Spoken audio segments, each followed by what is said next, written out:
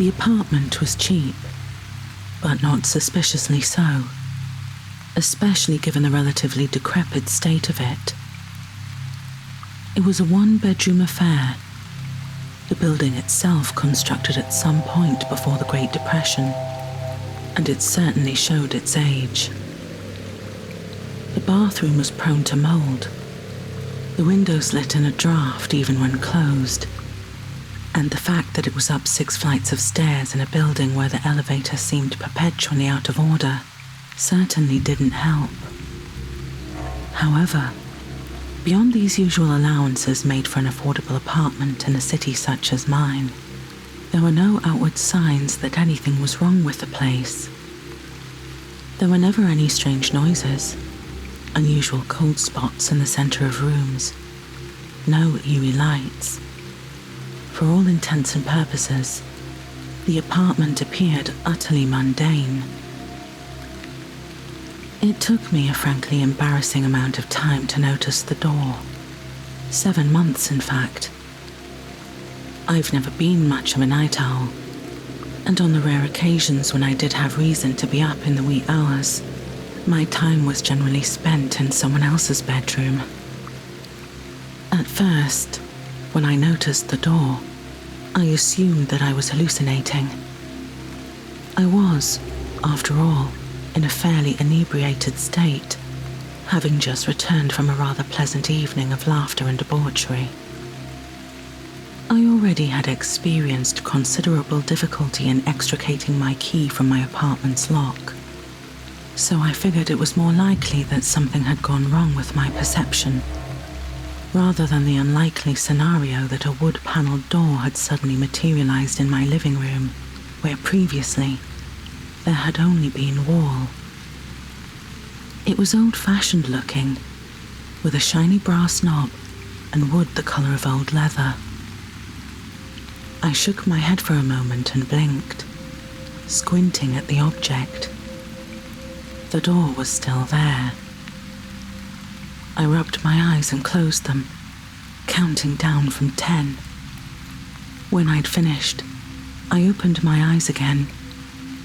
The door was still there.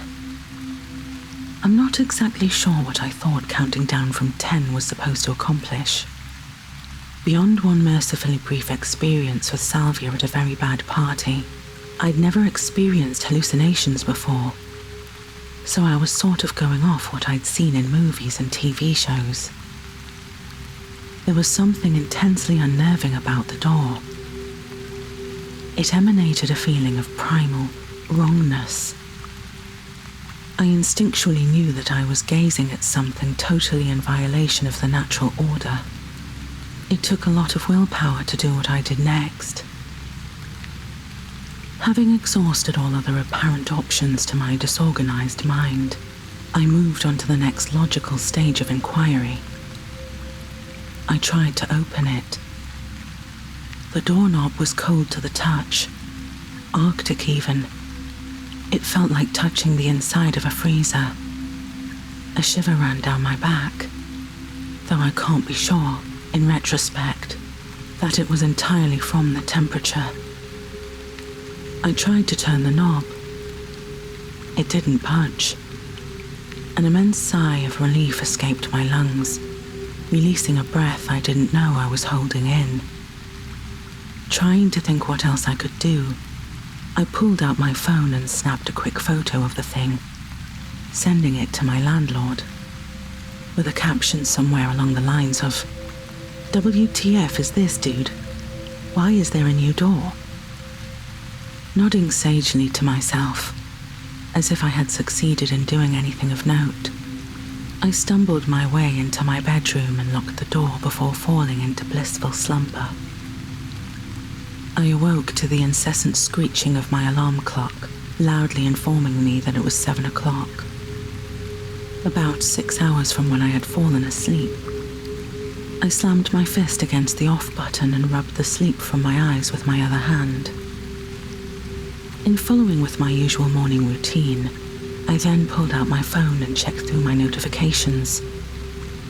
Alongside the usual torrent of internet pseudo-acquaintances posting pictures of their brunches and whatnot, was a text message from my landlord. "What are you talking about, Christina?" it read. "Is this Photoshop or something?" At first, I didn't understand what he was referring to, but when the rusted gears of my sleepy and hungover brain finally started turning, I immediately jumped out of bed and scuttled over to the spot where the door had been just 6 hours prior.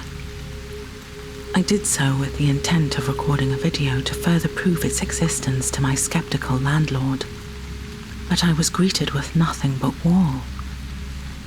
I texted my landlord an apology, lying and saying it was just a poorly thought out prank. Then I popped into my car and drove down to the local electronics store to purchase a camera from the grumpy, underpaid college student behind the register. Making my way over to the photography section, I searched a long while for the option that simultaneously fit my budget and the requirements for my investigation. Eventually, I found just the item. It was a trail cam, the sort of thing hunters and geriatrics with too many acres of land and not enough hobbies use to observe wildlife.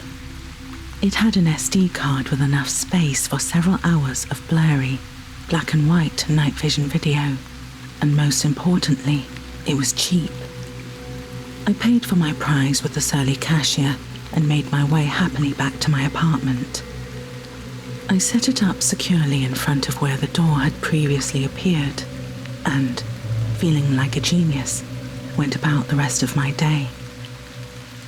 I fell asleep that night secure in the knowledge that by morning I would have proof of what I'd seen the night before.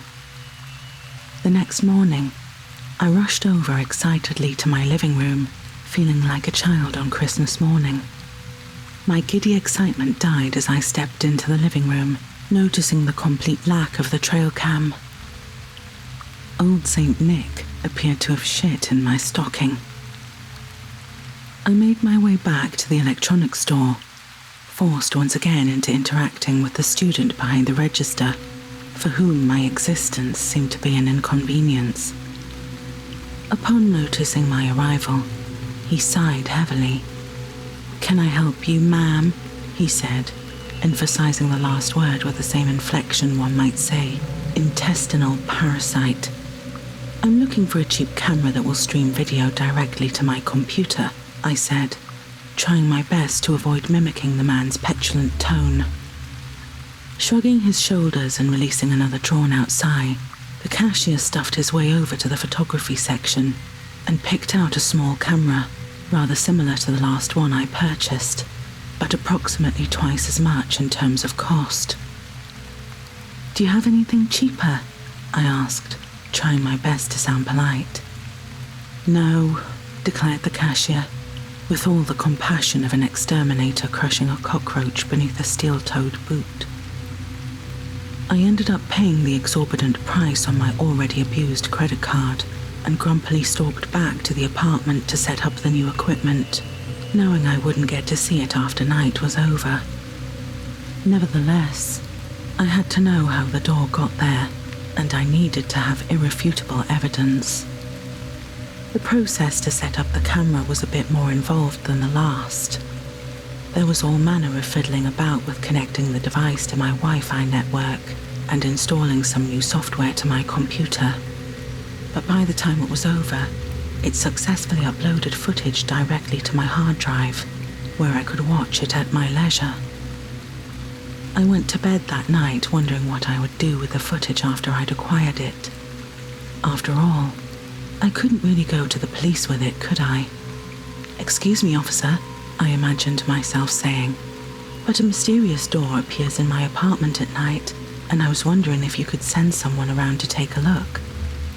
I'd end up institutionalized. Similarly, it's not like I could go to the newspapers either.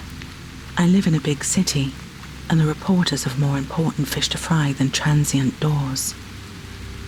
At some point while I pondered my options, I must have fallen asleep, because the next thing I knew, I was awakened by the banshee cries of my alarm clock, angrily informing me that it was once again 7 o'clock. I jumped out of bed, excitedly moving over to my computer to check the footage, finding that there was about 5 hours of video. I had turned on the camera at around 10 o'clock p.m., so that meant whatever happened to the camera occurred at about 3 a.m. I set the video to fast forward and watched it carefully. The first 2 hours or so showed nothing, just the regular blank wall. At exactly 12 o'clock midnight, however, static engulfed the screen, and suddenly, the old wooden door simply appeared, as if it had always been there.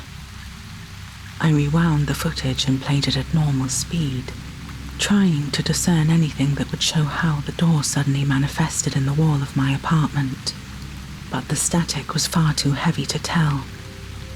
The video simply got incredibly distorted for around 10 seconds, and suddenly, the static dissipated, and there was the door. Even on video, just looking at it gave me the chills. That sense of complete and utter wrongness came through, even from the screen. I shivered slightly and set the video on fast forward again. There was no change in the door for nearly 3 hours, but as the video crept closer and closer to the end, I switched it back to normal speed with about a minute to spare.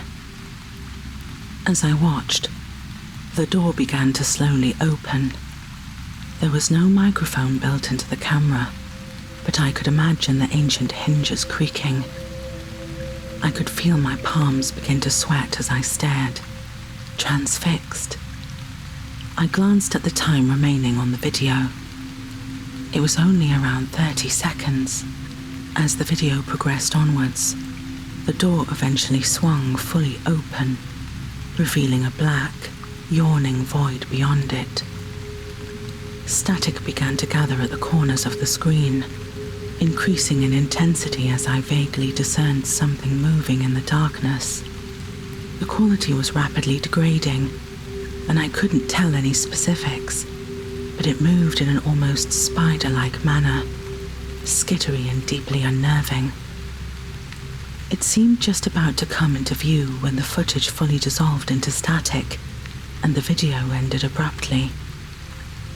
I leaned back in my chair, contemplating my next move. While the video had certainly convinced me that I wasn't just going crazy, I knew that it wouldn't exactly convince the average person. I could easily have added in the static with editing, and the vague movement behind the door could just be computer-generated effects or some sort of puppet. After a few minutes of pondering, I came up with an idea. I'm sorry, what? Exclaimed Lilith, who was trying hard not to choke on her iced coffee. A door. It appears in my apartment at exactly midnight. I have it on video, I replied, sliding my phone across the table of the coffee shop. I first met Lilith in college, where we shared a course on the history of Gothic literature. She was a perfect picture of the stereotypical Goth, with pierced septum, dyed black hair, pentacle earrings, and a wardrobe whose diversity of colour could be charitably compared to that of a raven. We hadn't spoken in a long time, but I figured if there was anyone I should contact about this sort of thing, it would be her. I'd condensed the 5 hours of footage down to a few minutes with the help of a free online video editor, and watched in slight amusement as Lilith's brow furrowed, her eyes glued to the screen. After the video ended, she seemed utterly amazed. Any thoughts? I asked, pulling my phone back. This is some sort of joke, right? You're screwing with me? She asked, utterly bewildered by what I had just shown her. No joke, no screwing around. I figured you'd just be the one to ask about this because of the whole, I said, gesturing at the Leviathan cross emblazoned on her black t-shirt. Lilith rolled her eyes at me and fidgeted nervously with one of her bracelets. I'm not sure, Christina. This seems a little bit outside of my pay grade. I don't really know what you expect me to do. I just need a witness of some kind. What I've got here isn't really enough to prove anything on its own, but if someone else sees it, that might lend me a bit of credibility.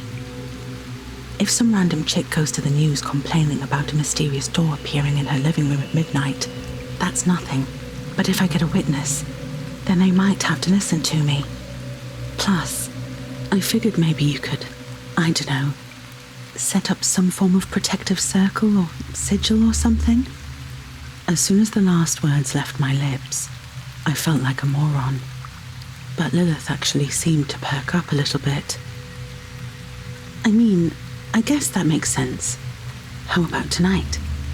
I can come over about 11 o'clock so we can have a little bit of time to get ready, she said, a tinge of excitement in her voice. Sounds like a plan then. I'll text you my address. I really appreciate you doing this for me.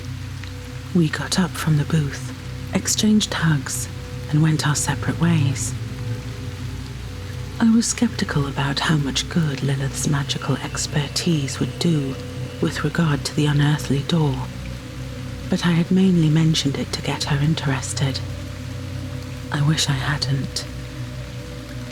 About 12 hours later, I heard a knock at the door, my front door in this case, not the impossible one. I peeked through the peephole, saw it was Lilith, and I ushered her inside.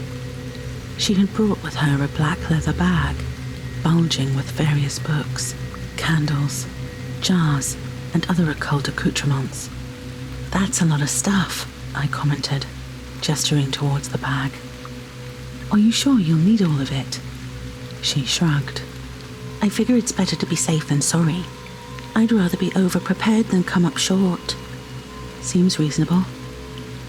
I showed her the spot of the blank wall where the door appears, and she began setting up candles and incense, drawing strange signs with chalk, and pouring salt in a semicircle in front of where the door would be.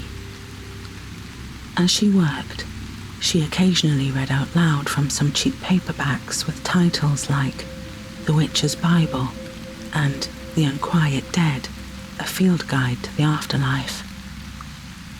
To be entirely honest, it was incredibly underwhelming. I didn't feel any mystical energies or unseen vistas of space and time yawning before me. There was just a goth screwing around with some candles while reciting mangled Latin out of books she got for $4.99 apiece at a charity shop. Nevertheless, I let Lilith get on with her business and sat back drinking some cheap beer. After about 45 minutes, she seemed satisfied. The floor and walls were covered with crude sigils done in white chalk, and the whole room smelt of incense and scented candles. I checked my watch, seeing it was 11:48. I offered Lilith a drink, but she declined, instead just taking a seat and fidgeting a bit with her jewelry. We talked for a while about what the door could be, where it came from, that sort of thing. Lilith seemed convinced it must be the restless spirit of a former tenant, but I was a bit skeptical, while at this point I could no longer honestly say I didn't believe in the supernatural. This didn't necessarily strike me as some sort of haunting. I don't think it's a ghost, I said, taking a sip from my near-empty can. It strikes me as something further beyond our realm of experience than that. Something, I don't know, alien somehow. I mean, it changes reality itself, doesn't it? It transmutes a wall to a door. And let me tell you, that door was real wood and the knob was real metal. Aren't ghosts supposed to be intangible or something? Lilith seemed like she was about to say something before she paused, a weird look crossing her face. Christina, what time is it? She whispered.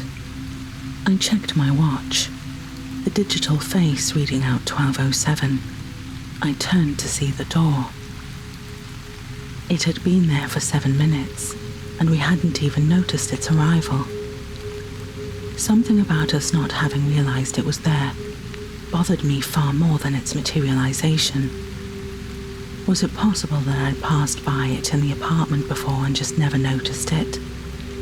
I'd previously assumed that I'd simply always been asleep, or out of the apartment when it materialized. But now, I wasn't so sure. Lilith had turned to look at it too, after a moment, saying, "It's like it's always been there." The next 3 hours passed slowly, painfully. We snapped plenty of pictures of the door at every conceivable angle on our respective phones. Videos too, and decided that after it disappeared again, we should take footage of the bare wall for contrast. Lilith and I chatted a bit, but it was hard to continue conversations for long. Now that we had noticed it, we could feel the wrongness emanating out of the door, as if we were being watched by something just out of sight. I don't know if there is such a thing as true evil, some sort of absolute moral right and wrong on a spiritual level, but being near that door, I felt like I was bearing witness to an atrocity against reality itself. We spent the last 2 hours of observation in nearly complete silence. It seemed like the longer we were cognizant of the door, the worse the feeling of discomfort got. If you've ever been on a roller coaster, you will be familiar with the feeling of going up the track towards a long drop. The tension in your very blood as you brace yourself for the fall to come. As we sat there, I felt something similar. I almost wanted to call the whole thing off, just have Lilith and I go to a 24-hour fast food place or something and call it a night, but I had to know. Unlike with the door's appearance, we noticed when it started to open.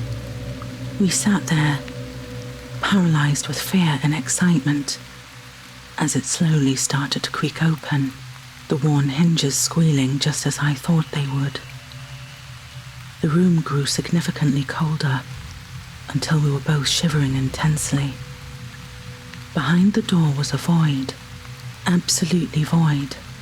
It was black as the depths of the ocean and emanated pure dread. The smell of incense and scented candles seemed to dissipate, replaced with a vague stench like rotting seaweed. Finally, the entrance was swung fully open, and we sat there, staring blankly into it. We didn't even try to pull out our phones to record what we saw. The thought to do so didn't cross my mind until well after. I could see something start to move in the darkness beyond. Some sort of motion. Spidery. Skittering. It was coming towards us. I caught a vague glimpse of a long, thin limb reaching out from the door, coming towards us, grasping blindly out from the dark. And then I felt the sun shining on my face. My entire body saw. I opened my eyes to find myself lying on the ground, outside. There were trees overhead, but the foliage wasn't dense enough to block out the light which had awoken me. All things being equal, I would have preferred my alarm clock. I stood up, painfully, taking stock of my surroundings. I was in a park, one which I had been to before, located a couple of miles from my apartment. I looked for my phone, but couldn't find it. I began to stumble my way back home, trying my best to ignore my aching muscles. I called out for Lilith a couple of times, but was only met with silence. She was gone. As I limped my way along, a passing jogger called out, "Nice tattoo." Confused, I looked down at my arm, burned into my flesh in white letters, as if through frostbite, were the words, "Bring more."